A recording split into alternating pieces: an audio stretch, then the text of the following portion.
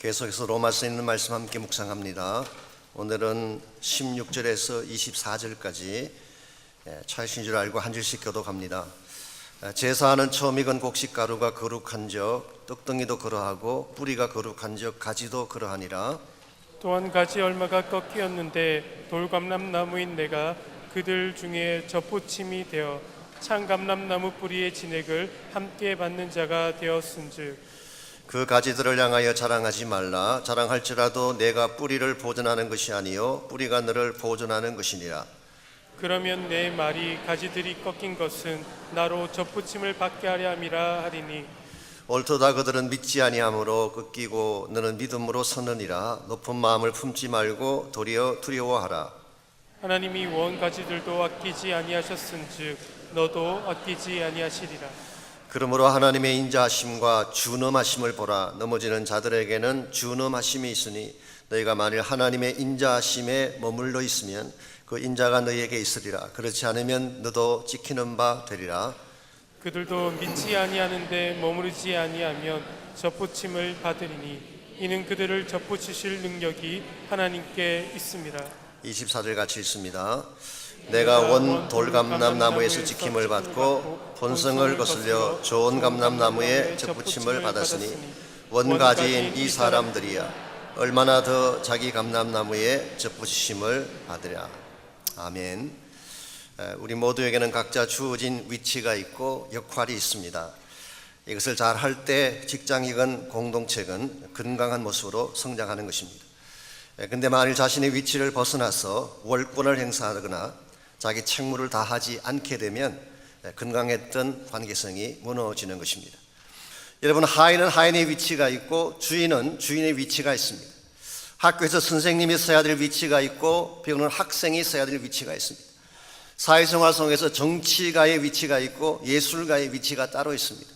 그런데 만일 이것을 무시하고 자기 마음대로 위치를 정하게 되면 질서도 무너지게 되고 주변 사람들에게 폐해도 끼치게 되는 것입니다.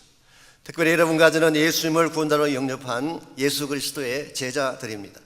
주님 안에서 바른 삶을 추구하기를 정말 원한다면 하나님 안에서 나의 위치를 바로 정하고 하나님이 기뻐하시는 모습으로 살아가야지 하나님께도 영광이 되고 우리 삶의 열매도 아름다워지는 것입니다. 오늘 같이 봉독한 본문에 보시면은 자신의 위치를 망각한 채 스스로 교만한 자리까지 올라가려고 했던 이방인들을 향한 경고의 말씀이 오늘 본문에 기록된 내용입니다. 13절을 잠깐 보시면 내가 이방인인 너희에게 말하노라. 그리고 이제 말씀이 쭉 진행된 것을 보면 오늘 본문의 전체적인 내용은 이방인 크리스찬, 특별히 로마 교회에 있는 이방인 성도들을 향해 주신 말씀인 것을 알 수가 있습니다. 18절을 보면은 그들을 향해서 바울은 자랑하지 말라 그렇게 권면했습니다. 20절에도 보게 되면 높은 마음을 품지 말고 도리어 두려워하라 그렇게 말씀했어요. 이방인 크리스찬들을 향해서 자랑하지 말아라, 마음을 높이지 말고 오히려 두려워해라. 왜 이와 같은 말씀을 반복적으로 기록하고 있는 것일까요?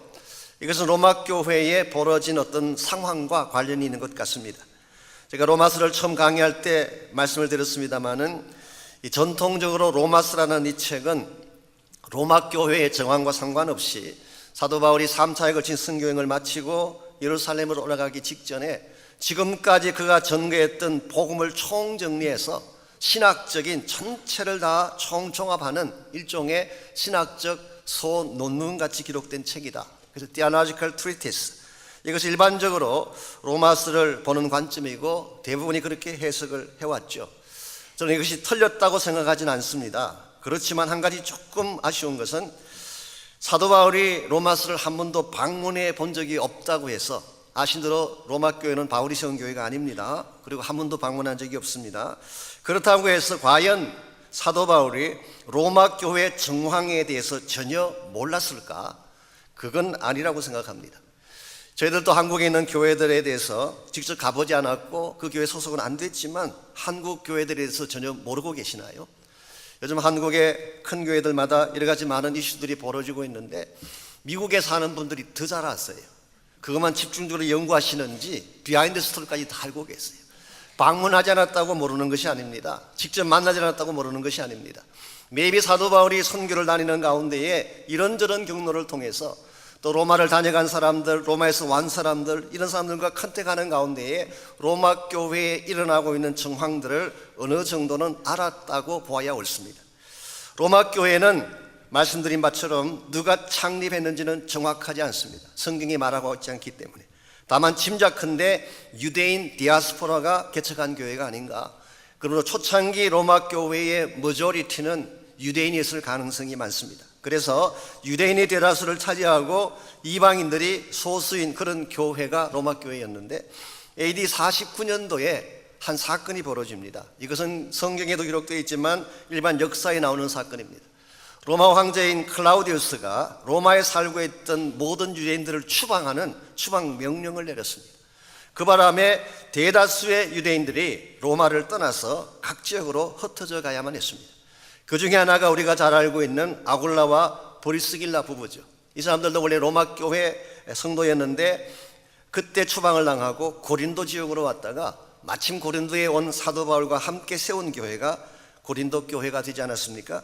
자, 이와 같은 일이 벌어지고 나니까 자연스럽게 로마 교회는 유대인이 주도하는 교회가 아니라 이방인이 주도하는 교회로 바뀐 것입니다. 대다수의 유대인들은 다 떠나버렸고 이제는 머저리티가 젠타일 크리스찬들, 이 이방인 크리스찬들로 구성된 이런 교회가 된 것입니다. 이와 같은 상황 가운데서 시간이 흘러가면서 교회 안에 차츰차츰 이방인들이 주인 행세하는 일들이 벌어지기 시작합니다. 마치 유대인들은 하나님이 버린 백성인 것처럼 취급하고 자기들만 구원받은 특별한 존재라고 생각을 하면서 과거 자신들의 처지는 잊어버린 채 교만해지기 시작할 때, 여기에 대해 사도 바울은 우리 지난번 함께 공부했던 9장에서 11장까지에 걸쳐서 하나님의 구속 역사를 소개하면서 이스라엘의 위치를 정확하게 말씀해 주었어요. 그리고 지난주에 말씀드린 것처럼 하나님이 이스라엘을 버린 것은 맞지만, 그들의 불순종 때문에 이스라엘을 버린 것은 맞지만, 그러나 it's not final. 이게 마지막은 아니다. 언젠가 때가 되면 다시 회복하신다. 그리고 회복하실 때는 하나님이 계획하신 더 충만한 목적을 이루면서 회복하신다. 이 말씀을 지난주에 소개해드렸어요. 그리고 나서 오늘 본문으로 와서 바울이 그 이방 크리스찬들에게 내린 경고가, 너희 이방인들 너무 교만하면 안 돼. 오버하지 마. 너희들이 지금 주를 이뤘다고 해서 잘난 척하고 자랑하면 위험해. 이와 같은 경고의 메시지를 전한 것입니다. 여러분들, 로마 교회 성도들이 이와 같이 교만의 위험에 빠진 것 참 잘못된 방향이고 불행한 상황이라고 말할 수 있습니다만은, 과연 로마에 있는 성도들만 이와 같은 함정에 빠질까요? 여러분과 저에게는 이런 문제가 없을까요? 일반적으로 힘들고 어려울 때는 하나님께 나가서 무릎을 꿇습니다. 눈물 흘리며 기도도 하죠. 겸손하게 주님의 은혜를 구하지만 인생이 조금 풀리게 되면 어떻게 됩니까? 과거의 그 모든 얻은 것을 다 잊어버리는 것입니다. 내가 무엇을 좀 갖게 되면 마치 하나님 없이도 살 수 있는 것처럼 큰 소리 치게 되고 기도를 중단하는 예들을 많이 볼 수가 있습니다. 그러면 우리가 크리스찬 삶을 살아가면서 가장 조심해야 되고 주의해야 될 사실 하나가 교만의 함정에 빠지는 것입니다. 내 인생의 모든 것은 하나님 손에 달려 있습니다. 지금 내가 누리고 있는 모든 축복의 근본 원인자는 하나님이세요. 우리가 만약 이 사실을 잊어버리고 하나님 없이도 살 수 있다는 교만의 함정에 빠지게 되면 믿음의 궤도를 벗어나게 되고 우리는 어디까지 떨어질지 알 수가 없는 것입니다. 이런 면에서 우리가 크리스찬 라이프를 살아가는 과정에서 우리도 모르는 가운데 침투해 들어오는 교만의 함정, 우리는 그렇게 생각하지 않았지만 나도 모르는 사이에 내 마음속에 쌓여져가는 높아짐의 마음, 이걸 여러분이 조심하고 잘 다스리지 않게 되면 엄청난 실패로 떨어질 수가 있는 것입니다. 어떻게 하면 우리를 끊임없이 공격하는 이 교만의 위험, 교만의 함정으로부터 우리를 지키고 이 교만의 유혹을 극복하고 넘어갈 수가 있을까요? 오늘 같이 방송한 이 본문에 보시게 되면 내 마음에 높아진 교만의 높이를 막아서는데 꼭 필요한 세 가지 요소를 오늘 본문이 소개하고 있습니다. 제일 첫 번째로 우리가 교만의 함정에 빠지지 않으려면 나의 본래적 위치를 인식하는 것입니다. 나의 존재가 어디에서 왔는지, 내가 누구인지를 인식하는 것을 말합니다. 16절을 보십시오. 16절 보게 되면 사도 바울이 두 상의 비유의 말씀을 소개하고 있습니다. 제사는 처음 익은 곡식가루가 거룩한즉 떡덩이도 그러하고 뿌리가 거룩한즉 가지도 그러하니라. 이게 첫 번째 비유는 첫 곡식가루와 떡덩이의 비유. 이 비유는 사실 일종의 메타포입니다. 비유를 통해서 진리를 소개하기를 원하는 그와 같은 문학적 기술이죠.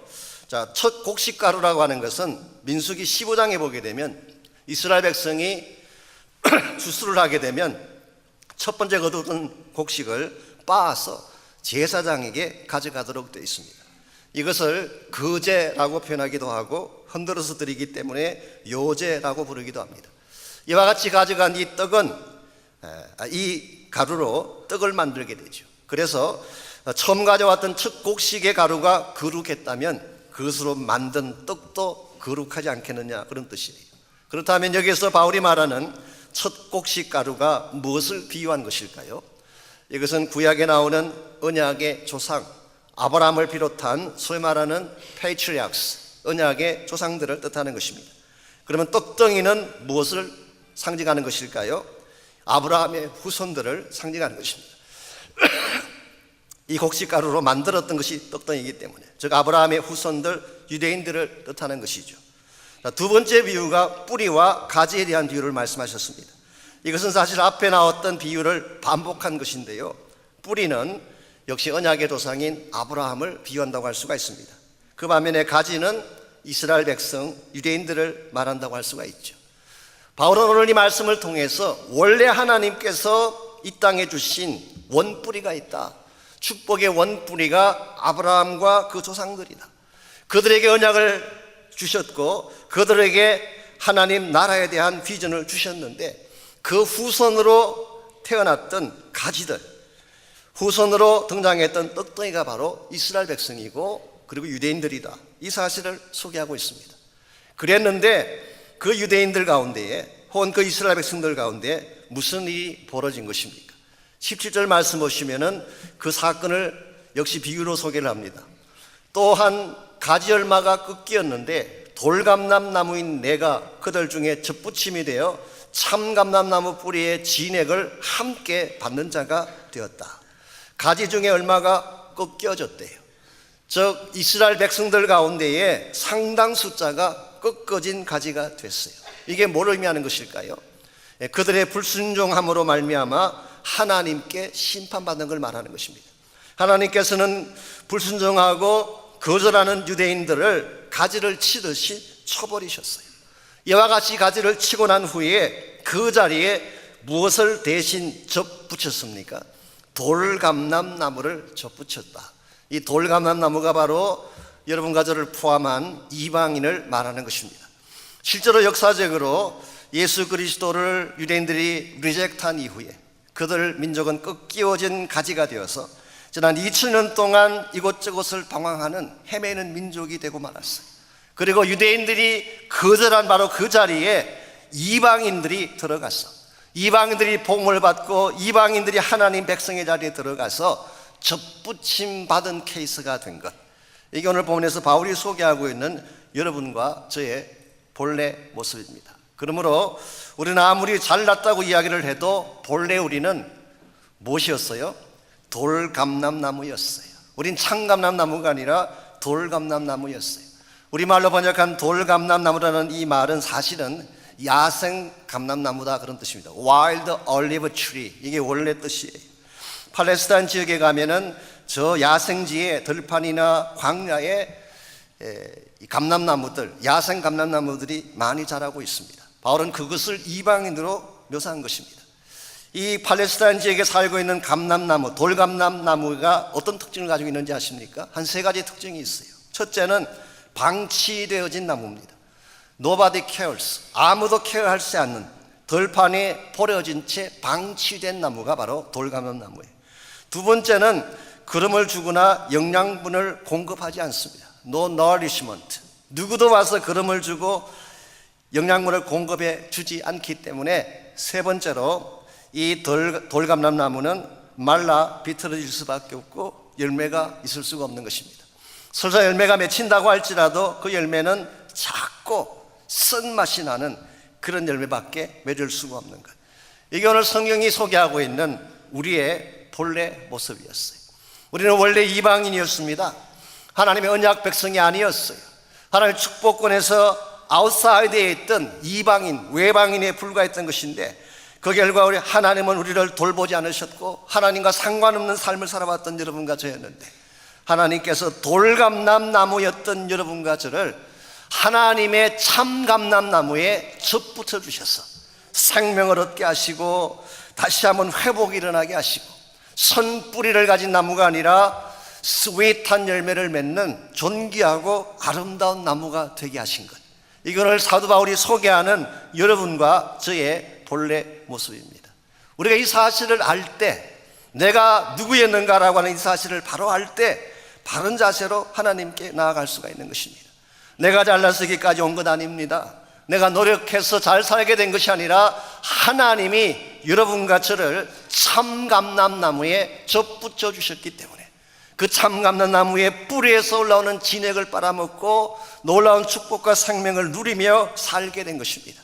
우리가 이 사실을 기억할 때 내가 아무리 높은 위치까지 올라가고 가진 것이 많다고 할지라도 교만할 수가 없다는 것입니다. 그러므로 우리가 스스로 높아지려고 하고 내 마음이 교만해지려고 할 때에 첫 번째로 기억해야 될 것, 나는 돌감람나무다. 나의 본래 모습이 무엇인가를 인식하는 것입니다. 두 번째로 하나님의 은혜가 어떤 것인가를 기억하는 것입니다. 저는 이것을 초월적 은혜라고 부르고 싶습니다.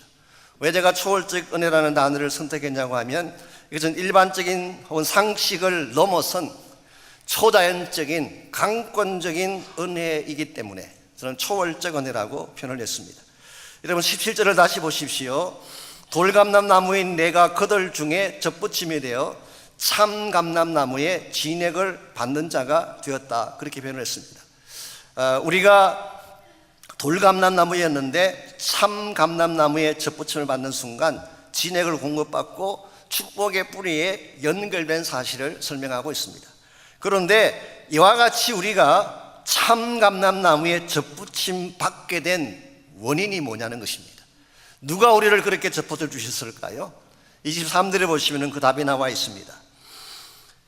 접붙이실 능력이 누구에게 있다고 했어요? 하나님께 있음이라고 했어요. 우리가 노력한다고 접붙여지는 것이 아닙니다. 내가 애쓰고 업적을 쌓는다고 해서 접붙임 받는 것이 아니라 하나님이 우리를 접붙여 주실 때, 그러므로 이것은 우리의 공로와 아무 상관이 없는, 나의 자격과 아무 상관이 없는 하나님이 일방적으로 베풀어 주신 사건이기 때문에 우리는 이것을 은혜라고 부르는 것입니다. 여기서 한 가지 큰 이슈는 아니지만 조그마한 이슈 하나가 오늘 본문에 등장합니다. 그것은 접붙임의 원리에 대한 소개입니다. 혹시 여러분 가운데 농사를 지어 보셨거나 시골에서 접붙이는 일을 해보신 분들은 금방 아실 거예요. 자, 접붙임을 할 때에 좋은 나무 둥치에다가 나쁜 가지를 접붙이는 것 보셨나요? 그렇게 접붙이는 일은 없습니다. 내가 맺고 싶은 열매의 가지, 내가 꼭 맺고 싶은 좋은 열매를 맺는 가지를 다른 나무 위에다가 접붙이는 것이지, 좋은 나무에다가 나쁜 가지를 접붙이는 일은 없어요.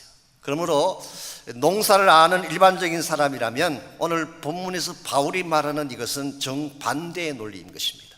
그렇다면 왜 바울이 이 참감람나무인, 좋은 나무인 이 진짜 감람나무에다가 열매 맺지를 못하는 돌감람나무를 접붙였다고 이렇게 말을 하고 있을까? 하나님이 이방인이었던 여러분과 저를 위해 예수 그리스도를 이 땅에 보내주셨어요.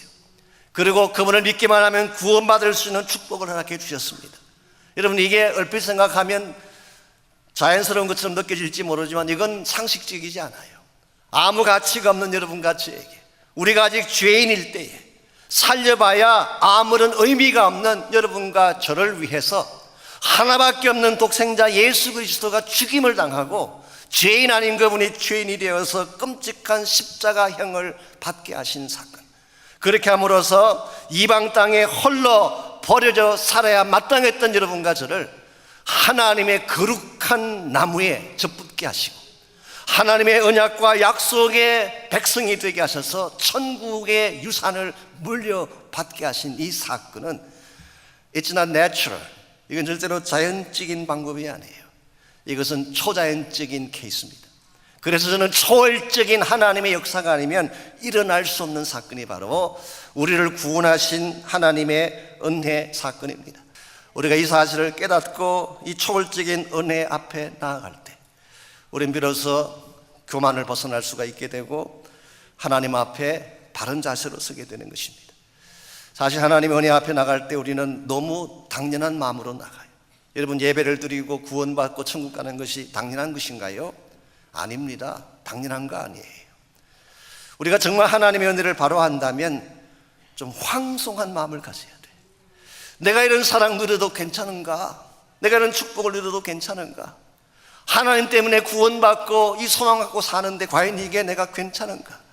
아무리 생각해도 자격이 되지 않는 나에게 베푸신 은혜를 기억하며 황송해야 하는 마음, 이게 성경이 말하고 있는 바른 자세, 성숙한 그리스도인의 자세입니다. 일반적으로 우리는 내가 받을 축복이나 권리에 대해서는 철저해요. 다 기억해요. 절대 잊어버리지 않아요. 하나님이 나에게 베푸신 은혜는 쉽게 잊어버리는, 우리 모두에게는 영적 건망정세가 있습니다. 내가 누구에게 선한 일을 하고 착한 일을 했던 것은 여러분 망각해도 괜찮아요. 그런데 하나님이 나에게 주신 은혜는 절대 잊어버리지 마십시오. 이걸 망각하게 되면 나도 모르게 교만하게 되고 나도 모르게 신앙의 궤도를 벗어날 수가 있기 때문에, 이런 면에서 우리 모두를 공격하는 이 교만의 함정을 바르게 이겨내려면 첫 번째는 내가 누구인가를 인식해야 돼요. 나는 돌감람나무다. 나는 자격이 되지 않는, 누구도 케어하지 않던 버려진 것과 같은 인생이었다. 이 사실을 깨닫는 것입니다. 두 번째는 하나님의 은혜로 접붙임 받았다. 하나님의 은혜가 아니면 살 수 없는 존재였는데 그분 은혜 때문에 이와 같은 생명과 영원한 소망의 축복을 누리게 되었다. 이것을 기억하는 것입니다. 마지막 세 번째로 우리가 교만의 함정에 빠지지 않으려면 필요한 것이 하나님의 경고를 기억하는 것입니다. 저 경고의 말씀에 유의하는 것입니다. 22절을 보시면 하나님께서 가지고 계시는 두 가지 상반되는 것처럼 보이는 속성이 소개되어 있습니다. 22절, 그러므로 하나님의 인자하심과 준엄하심을 보라. 넘어지는 자들에게는 준엄하심이 있으니 너희가 만일 하나님의 인자하심에 머물러 있으면 그 인자가 너희에게 있으리라. 그렇지 않으면 너도 지키는 바 되리라. 여기 인자하심이 나오고 준엄하심이 나옵니다. 인자라고 하는 단어는 어려운 단어가 아닙니다. kindness, 긍휼, mercy, 사랑, 그렇게 번역할 수가 있는 단어예요. 근데 준엄이라고 번역한 이 단어는 실제로 헬라어 가운데에 오늘 본문에만 나오는 독특한 단어라고 합니다.